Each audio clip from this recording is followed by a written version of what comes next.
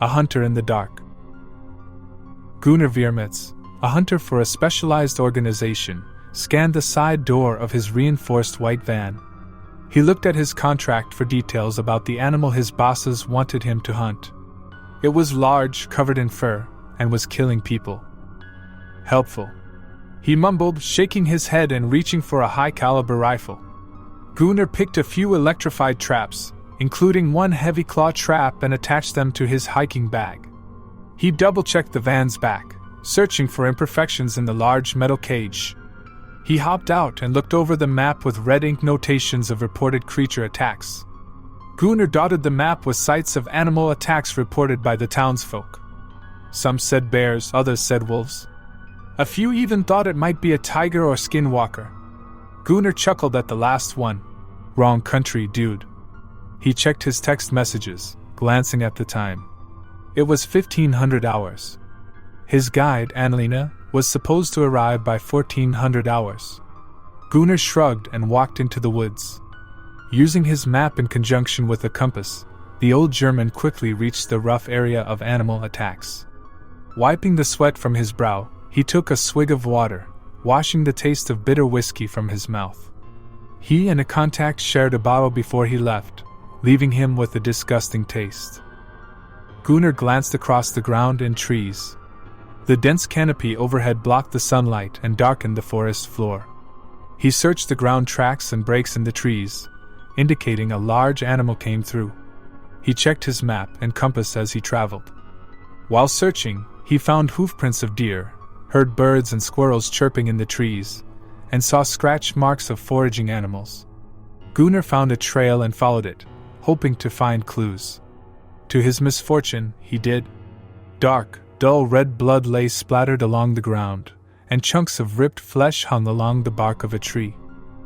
With a clear path marked by drops of blood leading into the woods, Gunnar knew the animal might be at the end. With careful, quiet footsteps and weapon at the ready, he stalked along the side of the trail, watching for signs of tracks or indications of the victim. The blood trail thickened until Gunnar found bits of tissue and a scent worse than his lingering taste of bad medicine.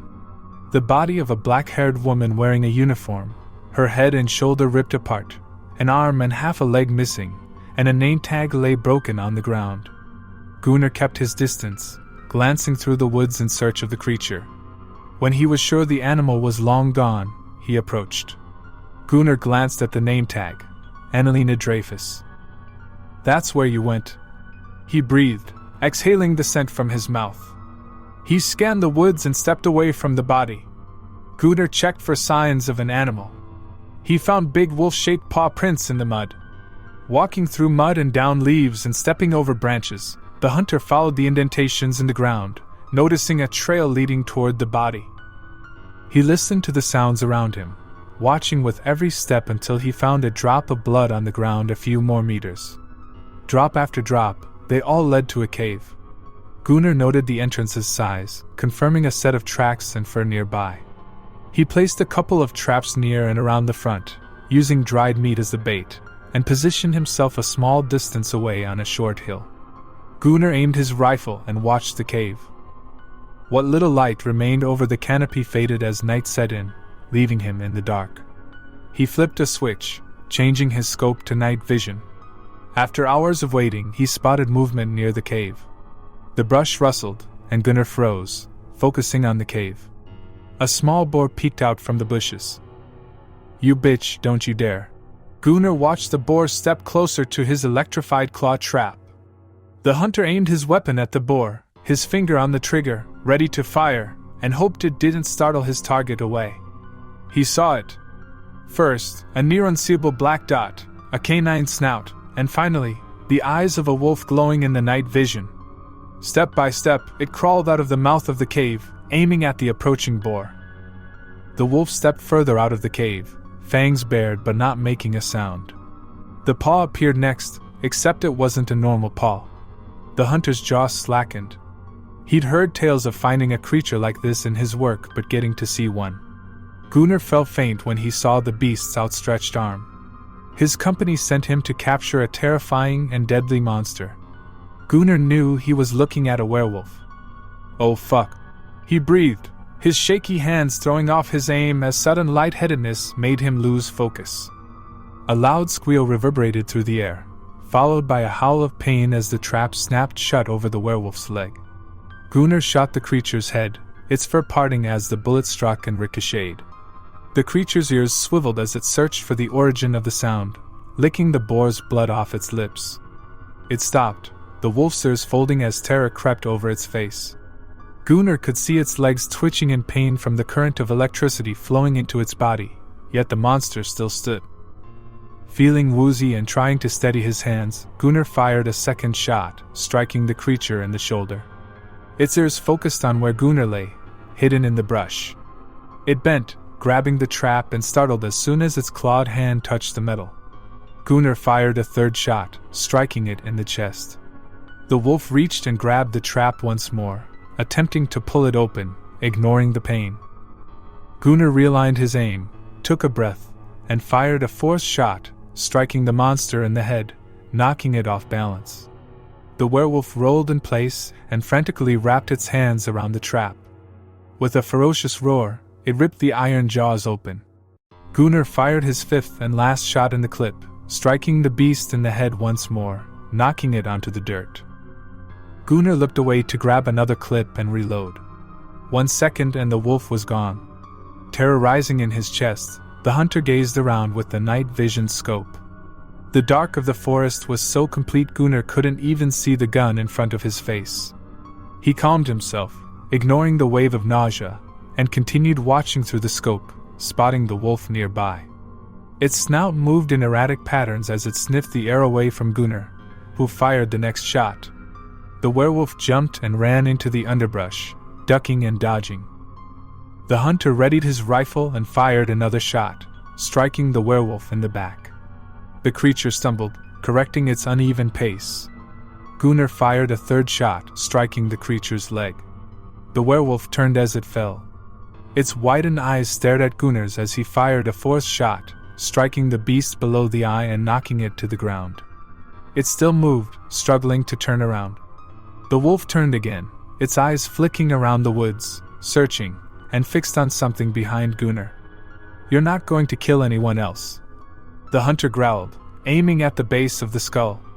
Before Gunnar could fire the fatal shot, he heard a howl, a chilling wave coursing through his back. Its discordant noise sounded almost like an elk's bugle mixed with a coyote's call. The werewolf jumped to its feet, stumbling.